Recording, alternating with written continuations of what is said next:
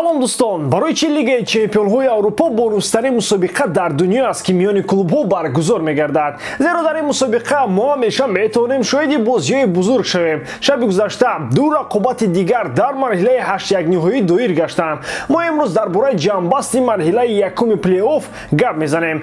Исми ҳамаи дастҳое ки ба чорякфинал рӯй ёфтанд маълум гардид. Аммо қабл аз ин шумо ҳам ба канал обуна шуда ба зангула зер кунед, то ин ки аз видеои нави мо бехабар намонед. Мо бошад сар мекунем. Дӯстон, чӣ хеле ки медонед баъди бозиҳои лигаи чемпионҳо моро лигаи Аврупо интизор аст ва имшаб маълум мешавад ки кадом дастҳо ба даври якчорниҳоӣ роҳ меёбанд. Тамошои бозиҳоро бо 1x метавонед ҷолибтар кунед. Регистратсияи осон, пур кардани маблағ аз томи гӯшаву канори дунё, вале аз ҳам муҳим бонус то $100 дар аввалин пардохт бо промокоди AMG 0777. Ссилкаи бозӣ дар комментария. Ба ҳама муваффақият.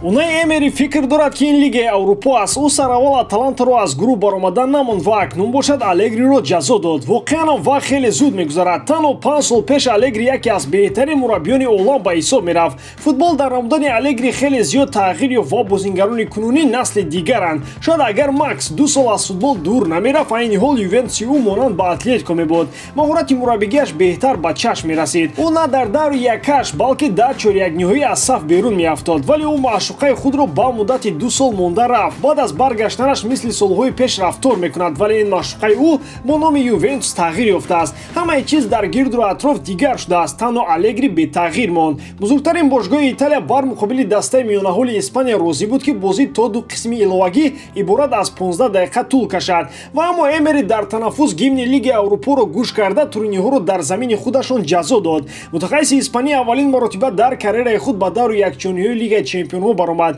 Ба гуфти худи ӯ Good evening Ювентус. Туриньо соли сеюм паёпай дар ин даври рақобатҳо аз саф берун мешавад. Бале, Роналду мушкили ин даста будааст ки бо хетрикаш онҳоро ба чорякниҳоӣ бурда расонда буд. Челси берун аз майдон ва дар даруни он як вазифа дорад: мубориза то охир ва умеди наҷот. Ба меҳмонии Лил лондониҳо бо фарқияти 2 гол рафта онро ба 4 адад расонданд. Бо чунин ғалабаҳо Челси кӯшиш мекунад то дили ҳамаи тарафдорони худро гарм кунад. Санксияҳо дар майдони футбол амал карда наметавонанд. Ягон таҳрим сади роҳи 2 голи лондониҳо нашуд. Даври якашниҳои Лигаи чемпионҳо ба анҷом расид. 8 дастаи беҳтарини Аврупо ба марҳилаи чорякниҳои бонустарин мусобиқаи бошгоҳӣ роҳ ёфтанд. Бавария, Ливерпул, Реал Мадрид, Манчестер Сити, Атлетико, Бенфика, Виллареал ва Челси. Дар Премьер-лигаи Англия интрига зинда аст. Он зиндатар аз ҳамаи зиндаҳост. Куҷо шуданд он одамоне ки моҳи декабр пас аз фарқияти 13-холаи Сити бар Ливерпул ҷомро ба манчестериҳо супурданӣ буданд. Баъд аз мусовии Сити бо Кристал Пелас мухлисони Ливерпул аз сокинони пойтахт сипосгузор шуданд. Дар навбати худ онҳоро лозим буд ки бар Арсенал дастболо шаванд то пойгаи қаҳрамонӣ шиддат гирад. Жота ва Фирмино бо голҳояшон ғалабаи Ливерпулро таъмин карда, акнун фарқияти имтиёзҳо бо Сити ҳамагӣ як ҳолро ташкил медиҳад. Ян Облак метавонад ба Премьер-лигаи Англия равад. Дарвозабони Атлетико давоми чанд сол дар сафи ин дуввум бозии устувор нишон медиҳад ва аммо ин мавсим аз рӯи нишондодҳои омории худи ин бозингар сатҳи ӯ каме поин шудааст. Дар мавсими ҷорӣ мушкилиҳои дастаҷамонаи Атлетико ба бозии дарвозабони словенӣ таъсири худро расондаанд. Ӯ ба фарқ аз мавсимҳои гузашта фоизи хеле ками зарбаҳои бартараф карда дорад. Лег новобаста аз ин Ньюкасл мехоҳад тобистони соли ҷорӣ Янро аз Мадрид ба Англия оварад. муҳлати қарордоди Облак бо мадридиҳо 1.5 соли дигар мондааст. Дар бораи тамдиди шаҳрнома то ҳол ягон маълумо нест. Облак метавонад дар андешаи рафтан аз Мадрид бошад.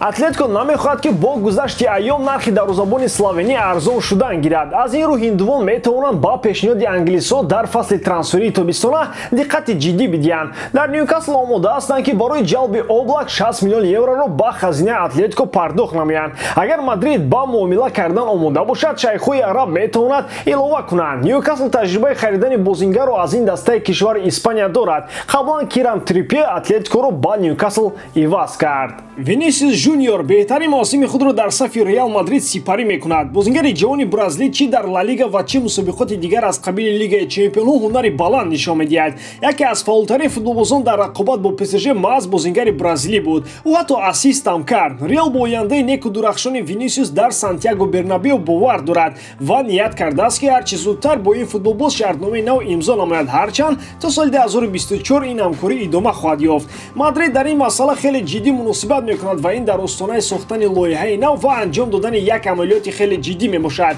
Дастаи шоҳона барои овардани Килиан Мбаппе омода мешавад. Дар навбати худ таваҷҷӯҳи дастаҳои дигар оҳиста-оҳиста ба Винисиус бештар мегардад. Аз ҷумла худи ПСЖ дар симои ӯ ҷойгузини Мбапперо мебинад. Реал мақсад дорад ки қарордоди нави бозингари бразилиро то соли 2027 ба имзо расонад ва дар бораи ин қабл аз трансфери асосии худ эълон намояд. То ин дам Париж дар олами трансфери футбол як дастаи дигарро бомбаборон мекард. Барселона рӯ ба рӯшноӣ овард ва акнун шоҳиди он мегардад ки дастаи шоҳона ба Фаронса ҳамла хоҳад кард. Ҷуфти Винисиус ва Мбаппе барои бисёриҳо баҳсо ҷолиб хоҳад буд ба ҷои ҳамроҳ бозӣ кардани Холланд ва футболбози фаронсавӣ. Тибқи он шарту шароити Винисиус дар сафи мадридиё беҳтар хоҳад шуд.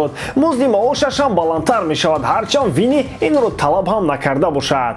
шумо гуфта метавонед ки Салоҳ дар кадом даста бозӣ кардан мехоҳад? Ҳеҷ кас гуфта наметавонад. Шояд ин ба хотири он бошад ки бозингари мисрӣ аз Ливерпул рафтан намехоҳад ва мақсадаш дар сафи ин дастаи айни ҳол хеле пурқувват побарҷо мондан аст. Гап боз ҳам сари ҳамон шартномаи нави Салоҳ меравад. Гуфтушунидҳо атрофи қарордоди нави ҳамкории бозингар ва бошгоҳ қатъ шуданд. ҷонибҳо ба як қарори муайян омада натавонистанд. Салоҳ маоши лоиқи худ ва натиҷаҳои нишондодааш талаб дорад. Ливерпул пофишорӣ кардан намехоҳад ки музди Салоҳ аз бозингарони дигари даста хеле баланд бошад. Ин метавонад ба фазои дохили даста таъсири манфӣ расонад. Ба ҳар ҳол клуб дар ин ҷо тавонист як оилаи бузург бунёд кунад. Ҳамаи чиз аз Ливерпул вобастагӣ дорад. муҳлати қарордоди футболбози мисрӣ тобистони соли 2023 ба анҷом мерасад. Он вақт Салоҳ метавонад бепул аз Ливерпул биравад.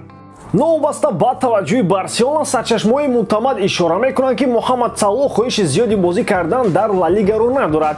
Ин мавзӯъ аллакай расонаӣ шудааст ва атрофи он мо боз чандин хабари навро хоҳем шунид. худи клуб пеш аз бозӣ бо Арсенал ишора кард ки ин масъала бояд ҳалли худро пайдо кунад. Муҳаммад Салоҳ ин хел одам нест, гуфта мутахассиси олмонӣ умедвор шуд ки бо нияти пули калон ба даст овардан риштаҳо канда намешаванд. ба ҳамин тавон дӯстон боварӣ дорам ки эҷодкории ман ба шумо писанд меояд. лайк, комментария ва дар канал обношдаро аз ёд набароред. Бо шумо мисли ҳар вақта Муҳаммад Гаиров.